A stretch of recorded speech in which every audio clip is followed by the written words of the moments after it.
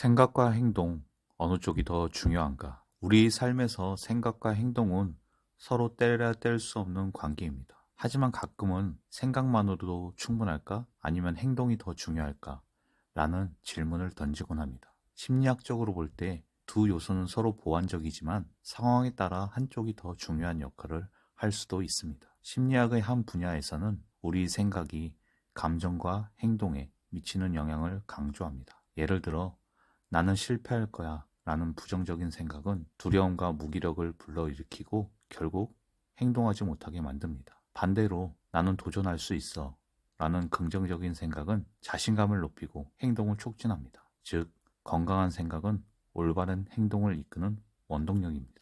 이처럼 생각이 행동보다 중요한 것처럼 보입니다. 하지만 생각만으로는 변화를 만들 수 없습니다. 심리학자 윌리엄 제임스는 행동이 감정을 따라가는 것 같지만 사실 감정은 행동을 따라간다 라고 말했습니다. 실제로 행동은 생각의 결과일 뿐만 아니라 이와 반대로 생각과 감정을 변화시키는 도구이기도 합니다. 좀 어려운가요? 예를 들어 기분이 우울할 때 억지로라도 산책을 하면 기분이 좋아지는 경우가 있습니다. 이는 행동이 신체와 감정에 긍정적인 영향을 미치기 때문입니다. 저도 머리가 좀 복잡하고 기분이 우울할 때면 주변 청소를 하거나 정리를 하면 곧 기분이 좋아지는 경험을 해봤습니다. 결론적으로 행동을 통해 경험을 얻고 경험이 생각을 바꾸는 선순환이 이루어지게 되는 것이죠. 그러면 생각과 행동, 어느 쪽이 더 우선일까요? 결론적으로는 상황에 따라 다르다고 말씀드릴 수 있겠습니다. 내 삶에서 변화가 필요한 시기에는 생각에 집중하여 명확한 목표와 긍정적인 신념을 만드는 것이 중요하겠죠. 반대로 실행이 필요한 순간에는